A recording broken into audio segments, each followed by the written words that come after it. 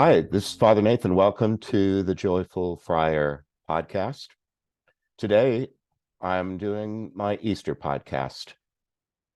It's, as I record this, it's still a little more than a week away, but in the Lenten season, we're very deep into that now. And on the weekend, we start Holy Week with Palm Sunday and so on. We move through Easter and then on into the Easter season to Pentecost. On a lot of my shows, I don't talk a lot about explicitly Christian faith or Catholic things necessarily. Some of the subjects that we talk about, especially the helping soul cross, many of them we're not religious people necessarily, so religious language doesn't enter in automatically because God's present everywhere and God speaks every language. But today I'm going to be talking more specifically as a Catholic priest and a practicing Christian. So for any of you who have been put off by church life and so on, of course, you don't have to watch or listen to this if you don't want, but I hope you will, because I'm just talking from the heart about what it's like for me to live in one of the world's great religious traditions, and there might be something of value in it for you. So with that, I'll get started. The events of the death and resurrection of Jesus are sometimes called the Paschal Mystery, from Pasch or Pesach, the Passover from Judaism. That story, of course, goes back all the way to Moses at the burning bush, hearing a voice that calls him away from his ordinary life into an extraordinary adventure that he first tries to say no to. But a voice says to him, I want you to stop what you're doing and go back into Egypt. And once there, tell Pharaoh to let my people go. Moses is being invited to be the leader of his people. Quit your day job as a shepherd and go do this other thing. Well, he tries to deny the call. He actually had a speech impediment, and he thought, I'm pretty ill suited to lead a group. I don't even always get words out of my mouth correctly. You want my brother Aaron. Well, God said, no, I know what I'm doing. I want you. Moses did relent and do that. And of course, if you know the Exodus story, it's lots of the crossing of the Red Sea, lots of wandering in the desert and so on. But it moves from death to new life, or at least from slavery to freedom in that story, which is another way of talking about death and new life. Anyway, the in the Gospel of Matthew, he's talking to people centuries later that, but he's trying to describe Jesus as a Moses-like figure.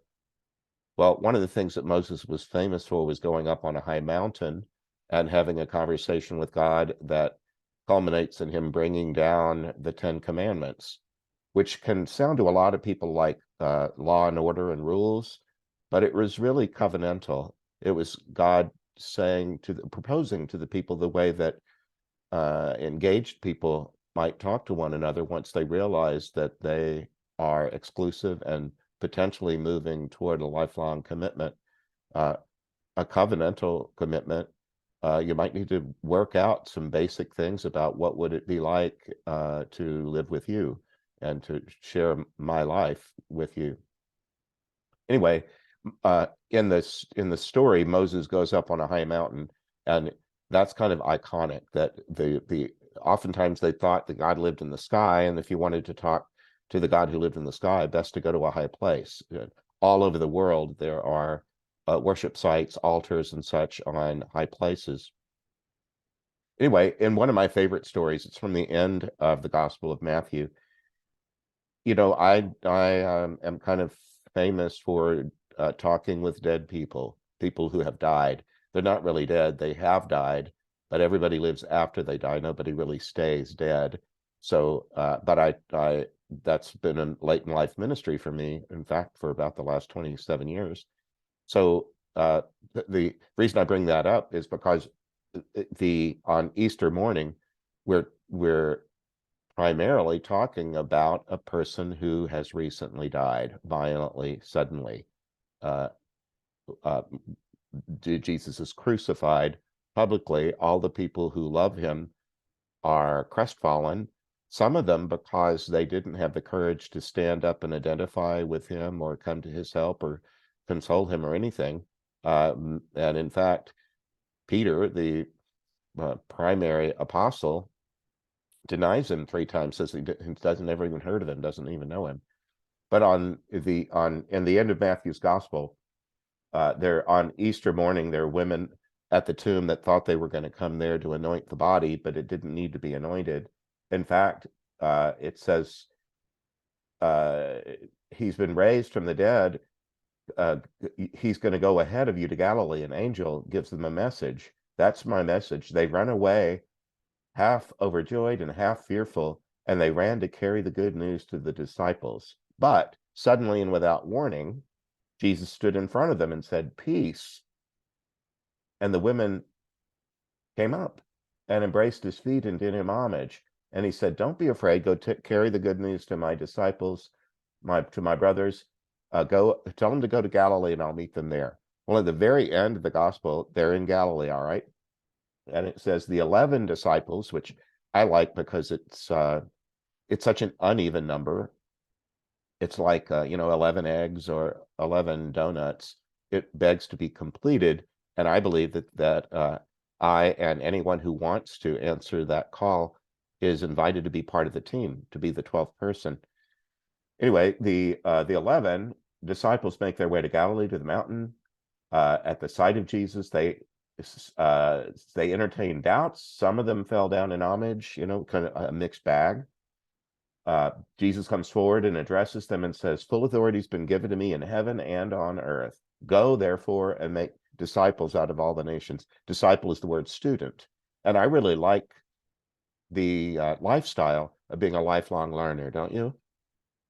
Have you ever reached a point where you knew it all? How boring and arrogant. Anyway, he says, make students of life out of everybody that you meet. Baptize them in the name of the Father, the Son, and the Holy Spirit. Teach them to carry out everything that I've commanded you. And really, his main commandment was love. Love the Lord with all your with all your heart, the Lord your God with all your heart, soul, mind, and strength. Love your neighbor as yourself. It's really commandment 1 and 1A, something like that. It's not even 10. Just love, love, love. Don't even draw a distinction between yourself and others. See yourself in others. Know that you're part of the one. You don't even need to think dualistically, like you're apart from, you're a part of.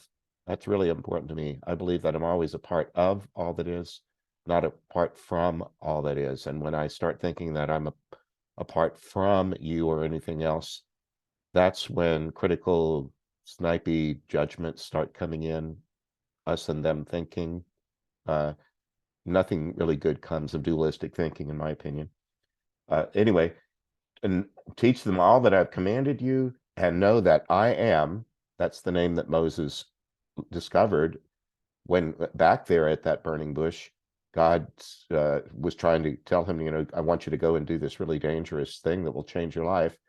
And he said, well, you're going to have to tell me who you are. What's your name? And that's when he said, I am who I am. So at the end of Matthew's gospel, know that I am with you. That simple. I am the one who made everything, the one who you think lives on the mountaintop, the one who is all in all, the creator. Sometimes people say source. I am with you. No separation. I'm with you and always will be until the end. So that's it's called the Great Commission, to go out and tell the good news, which is very important to me because I believe that that's what I'm doing with my life. I've been a Dominican now 43, going on 44 years, and we're preachers, but to go and tell the good news. first you have to be the good news, let the good news live in you and be in you. But anyway, that's how I wanted to get started on an Easter podcast, is with the Great Commission, because I think it's the job description. It's you don't have to wonder what to do. Embody the love of God that was already in you because you were created out of love. God's always loved you. Just let that love sink in, take full measure in you, fill you, and then share it. One of the ways that I describe that, sometimes people ask me, what's your motto or your reason for being? Well, for me, it's to receive love first, because love comes from, it's an energy that comes from another person toward you.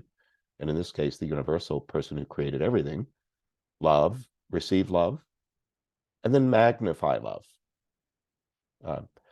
To magnify a thing is to make more visible what was there already that might have been overlooked. And the world has lots of people that don't know how loved they are. And one of the ways that you and I can be agents of the good in the world is to help people see the love that is there for them that they might have otherwise overlooked. Know that I am with you always until the end. That even when you're all alone or feel like nobody loves you or anything like that, that's really an illusion. That I am with you always until the end. Well, anyway, that's where I wanted to start my little Easter program, because the Paschal Mystery, the Passover Mystery of moving from slavery to freedom in the Moses story, is repeated, if you will, in the life of Jesus, who is I am with you. Even in the infancy story of Jesus, this baby is going to be called Emmanuel, which means God is with us. But then in the part of the story that we Christians read and ponder this time of the year, it's really the end of Jesus's life, his trial, persecution, crucifixion, resurrection, and then the post-resurrection stories, the stories of people encountering Jesus after he had died and speaking with him and eating with him. And so all of those things are in play right about this time of the year for me and for Christian people. In the way that we mark that inside the Catholic Church or in some of the other liturgical churches, we have a Holy Week that starts with the story of Palm Sunday, of Jesus being hailed as a kind of a hero moving into the holy city. The Romans used to make a big display at the Passover time, when the city would be full of religious pilgrims, of having the local proconsul come in on a very impressive horse with horns and military might, a show of power, just to remind everybody, don't try some sort of uprising while you're all here excited about your celebration of moving from slavery to freedom. You're under our thumb, and don't forget it. So Pontius Pilate would have come in early in the week of Passover and made a military display to remind people that they're subject. Well, Jesus does a kind of a street theater mockery of that and rides into town on a donkey. In fact, in Matthew's gospel, it could have been a female donkey that was still nursing a little one. And how ridiculous would that look, to be riding on the back of a donkey? Probably not for very long, just long enough to make the impression, with a young one still trying to suck. Anyway, he comes in and he's this other kind of hero, not at all about military might, a different kind of power, the power of love. But later in the week, we celebrate what we call the Triduum. It's the Latin word for 3 days. And on the night of Thursday, we celebrate the inaugural Last Supper, Jesus having what was probably a Passover meal with his disciples.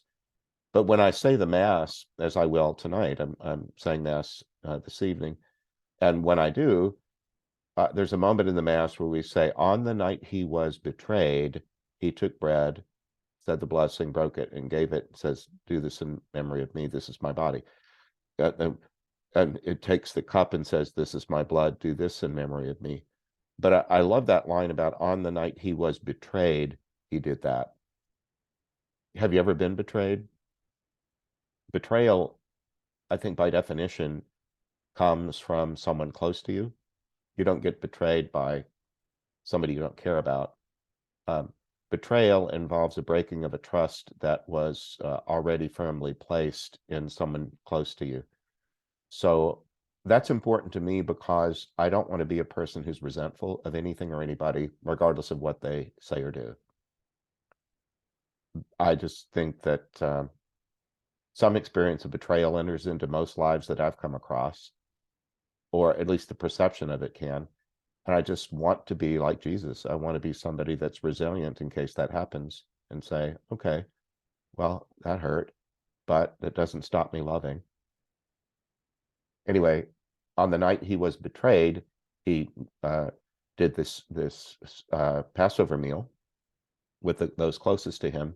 And then he surprises everyone at the end of it by taking off his outer cloak, getting a bowl and pitcher and going around the room, washing the feet of everybody there. He was making a very dramatic gesture at a very dramatic time to say, this is what it looks like to serve me. That the God of the universe is at the service of the universe that God created.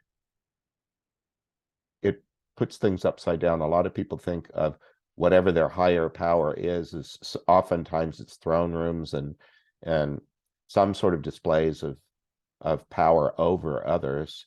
And Jesus just turns that upside down and says, no, to love like me is to put yourself at the service and at the lowest point, wash the feet. So we do that in our churches on Holy Thursday night. We'll be doing that soon. And we actually do a foot washing. Many of the years when I was pastoring, we would arrange that there would be enough bowls and pitchers at strategic places around the room that people could get up and go and wash the feet of someone else, maybe somebody they came with or someone else there. And we do that with, music going on in the background and just, it was lovely. I just have a lot of happy memories of that particular Mass. That's only done once a year, that particular service.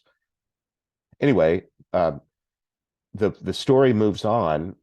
And at that story, Jesus shares a meal with Judas, who will be the one who will hand him over for 30 pieces of silver. So that's important to me to be as loving as that, to try to be united even with people that don't like the sight of me or whatever. You know what I'm trying to say, I hope. Well, anyway, in the as we move into the Good Friday service, there's the way that there's the long story. There's 4 gospels of the events of the life of Jesus and the early church, and on Good Friday we always read from the Gospel of John. I'm going to be doing a project later this year on the Gospel of John and crowdsourcing it through Zoom, inviting anybody who wants to take part in it to help me or help us imagine it as a play that we might be staging. How would we depict this story? And not just literally, but it has a lot of levels of depth. And we'll get into that in that project. But on Good Friday, we always read the passion and death of Jesus from the Gospel of John. On Palm Sunday, read it from Matthew, Mark, or Luke in a rotation of each one once every 3 years. But the Gospel of John is different enough that it has this different place. It's always read publicly on Good Friday. I've preached on this before. One of the things I like about being a Christian is the idea of calling Good Friday good.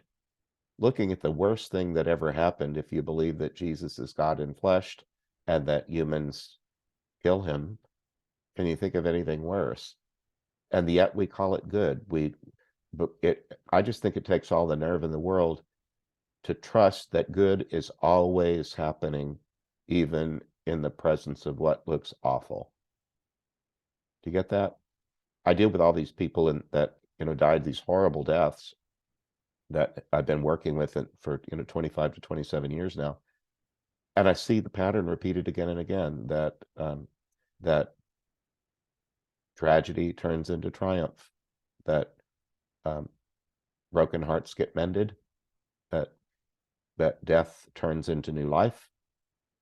If you want to put it in Christian language, Good Friday turns into Easter morning. I think that's the way I want to live. And I think it is the way I'm living. Well, anyway, we read from the Gospel of John, and very often the way that it's staged in a lot of Catholic churches where I've been, the reading has so much action and so many characters in it that it's very often divided into three voices. You'll have three people standing at microphones in front of the assembly, reading maybe a narrator part, the Jesus part, and then other parts. It can be staged more elaborately than that, but that's a pretty standard way of doing it in three parts. When we're reading that Passion story from the Gospel of John, if I'm reading the Jesus part, which I very often have done over the course of my ministry, there's a point at which Jesus and Pontius Pilate are talking back and forth. The allegation against Jesus is that he has claimed to be the king of the Jews. And that could set up a problem with regard to Rome and Caesar, that Jesus is claiming to be a king. Pilate turns to him and says, "So are you a king?" Jesus looks over at Pilate and essentially says, "Pilate, are you asking that from your own heart, or are you only repeating words that other people have said?" It's like, even in that very late moment in the life of Jesus when he's on trial, he still looks at Pilate with possibility, with love, and asks him, "Is that you speaking?" I've always loved that, because I believe that's the way that God really looks at the whole universe. A lot of people have been taught that Jesus is this severe judge that could throw them in hell. And then in this scene, when Jesus is on trial and Pilate is his judge, the irony is that Jesus is the true judge and Pilate's the one that's really on trial. But Jesus looks at him with love and compassion and says, "Is that you in there? Did you just ask that question?" He wishes that he had, because then there might be really the opportunity to talk heart to Pilate, but the moment and his role just don't allow him to do that. He stays in character, and he's concerned about how he's perceived by others, his position of power, all of that. But I've always liked that particular moment where I think Jesus, the judge, is always looking for the good in people. Anyway, on Good Friday, of course, the story proceeds, and Jesus is crucified. In the different accounts, we have four different accounts. Jesus is betrayed by those closest to him. They run and hide because they're afraid that the same thing that's happened to Jesus could happen to them. Particularly in sharp focus in Mark's gospel, Peter, who Jesus has said will be the foundation, the one on whom I'll build my church, denies him 3 times, even cursing and saying, "I've never heard of the guy." And then he runs away into the dark, crying. He's so disappointed in how he's failed his friend. Well, anyway, the story moves from the death of Jesus and his words of forgiveness from the cross. "Father, forgive them. They don't know what they're doing." I just believe that's so true. And again, I've gotten to accompany so many people through a horrible death, some of them believing people and many not. But I've just seen that if they're willing to cooperate with the help that's offered them after they leave here, They heal, they grow, they transition into something beautiful and exciting to them. It's not generic. It's really wonderful. Well, there's a scene on Easter morning. Jesus ends up appearing to people who have known him for years, but he looks different. He doesn't look like the guy that they've always known. They one thinks he must be the gardener because he was buried in a garden, and the guy that's there must be in charge of the garden. And Jesus just calls out the name Mary, and she recognizes his voice. But there's a story that I particularly love in the Gospel of John. Um, I think I'll find it and quote from it rather than try to paraphrase it. There's, Jesus's closest followers had been fishermen, and he invited them away from their livelihoods and said, I'd like to make you fishers of people. But in the end of John's gospel, there's a 21st chapter where Jesus takes Thomas, Nathaniel, other disciples go out to fish, and they're fishing all night long. They're fishermen. They ought to be good at this, but they're not catching anything at all. It's almost morning. A guy is standing on the beach, apparently cooking breakfast. He shouts out at them, "Children, have you caught anything to eat?" And they say, "Nothing." "Well, cast your net off on the other side," he suggests, "and you'll find something." And they made a cast, and they took in so many fish they couldn't haul the net in. Well, this had happened earlier in their lives when Jesus had first met them. This miraculous catch of fish thing was not the first time this had happened. And in the case of Peter, he didn't recognize the voice. He didn't recognize the person. He recognized full nets, superabundant nets. They were to the point of tearing. They were so full of fish. Other disciples had to come in other boats so they could haul the whole thing in. And then when they landed, there was a charcoal fire with a fish laid on it and some bread. It's ironic because there was an earlier scene. Peter tried following Jesus a little, and he got into an outer courtyard, but it was night and there was a fire there, and he was warming himself by the fire, but that's where he betrayed the Lord. And so there's a next fire. This one's on Easter morning, and it's really Jesus fixing breakfast, feeding again, going back and feeding the people who had betrayed him. He just says, "Bring some of the fish you just caught. Come and eat your meal." And it says nobody presumed to ask, "Who are you?" because they knew it was the Lord, even though he didn't look like the guy that they thought. And this is interesting to me in that some of the people that I've helped in the crossings, sometimes people are frustrated with me, Christian people that are saying, "Why don't you talk more about Jesus?" And I say, all I'm doing is reporting what happens. And there was one guy who was a Christian pastor who had been murdered. In the afterlife, he was being helped by all these different people. But at one point he said, "When am I going to see Jesus?" And they had to say to him, "Well, his Holy Spirit is available to all of us. He's living inside all of us. When you see us, you see him." And he said, "Well, I knew that." He said they had to take me to Christian preschool and teach me something I had known for a long time. But then his helpers said to him, "Well, if you'd like to see that version of him that has the beard and the toga and the sandals, we'll get you ready for that." So I thought that was kind of sweet. His story is in Afterlife Interrupted, book 2, and that story is called John the Baptist.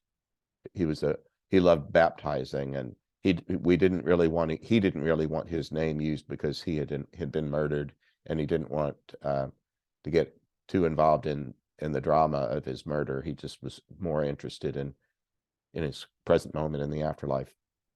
Anyway, Jesus fixes them breakfast. And then in a scene that I absolutely love, is when they had finished their meal, Jesus said to Simon Peter, one-on-one, "Simon, son of John, do you love me more than these?" And he says, "Yes, I do. Yes, I do, Lord. You know that I love you. Feed my lambs." The story goes on. It's all the way at the end of John's gospel. But Jesus asks Peter one-on-one, "Do you love me? Do you love me? Do you love me?" It's not a test. It's Jesus drawing out of Peter the truth, that I know that you love me, but I'm going to make you say it.